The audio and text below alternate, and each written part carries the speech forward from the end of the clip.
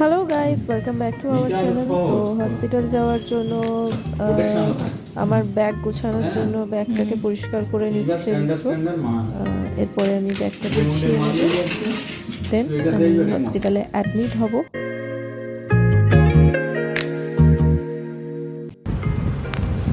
তো আমি আমার লাগেজ অলমোস্ট গুছিয়ে নিয়েছি। এইখানে আমার কিছু জামা কাপড় নিয়েছি, আর এখানে বেবি র্যাপ করার জন্য কিছু সুতির কাপড় নিয়েছি। এই যে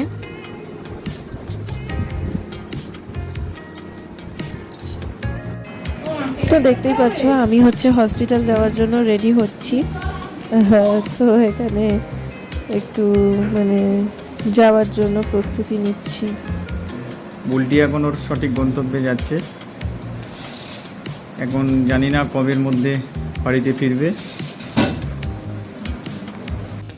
তো হসপিটালের উদ্দেশ্যে আমি বেরিয়ে পড়েছি। ভীষণ টেনশনও কাজ করছে বুকের মধ্যে যে ঠিকঠাকভাবে সমস্ত কিছু হবে কিনা অপারেশন, এবং কি বেবি হবে সেটা নিয়েও চিন্তায় আছি যথেষ্ট পরিমাণে।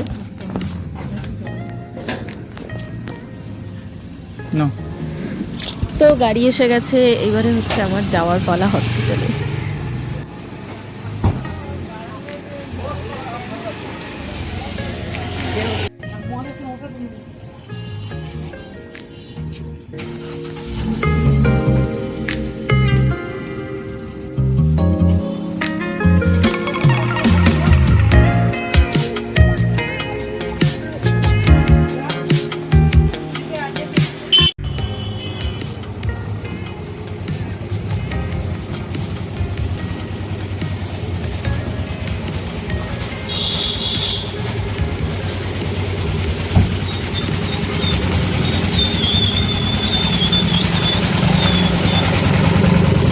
তো আমি চললাম, এবারে কালকের গুড নিউজ একটা পাওয়া যাবে।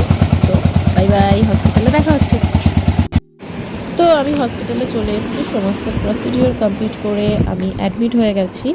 তো আজকের রাতটা আমাকে এরকমভাবেই একা একা কাটাতে হবে। তো একটা সেপারেট রুমে আমি আছি, এসি ফ্যান, এসি আমি চালাইনি, ফ্যান চলছে অনলি। তো এই আমার বেড। তো কালকে কি হবে, ওয়াশরুম।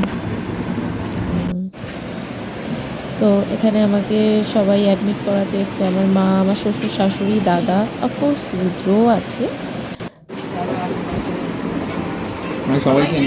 তো মনের মধ্যে একটা চাপা টেনশন তো অবশ্যই আছে। তো তাও নিজেকে একটু রিল্যাক্স রাখার চেষ্টা করেছি, তাও একটা টেনশন আছে সব কিছু ঠিকঠাকভাবে হবে কি না। এই তো সবাই আমাকে একা রেখে চলে যাচ্ছে, এখন যাবে। আমার মাও ভীষণ টেনশনে আছে, ফেস দেখেই নিশ্চয়ই বুঝতে পারছো। তো আমার মা, সবাই চলে গেছে, সবাই চলে যাচ্ছে। তো আমার মাও চলে যাচ্ছে টাটা করে আমাকে। চলো টাটা, কালকে সকালবেলা একেবারে গুড নিউজ সমেত তোমাদের সামনে হাজির হব। আজকের ভিডিও এতটুকুই রাখলাম, আর বাড়াচ্ছি না, টেনশন আছে বুঝতেই পারছো। তো চলো টাটা, বাই বাই, আবার কালকে।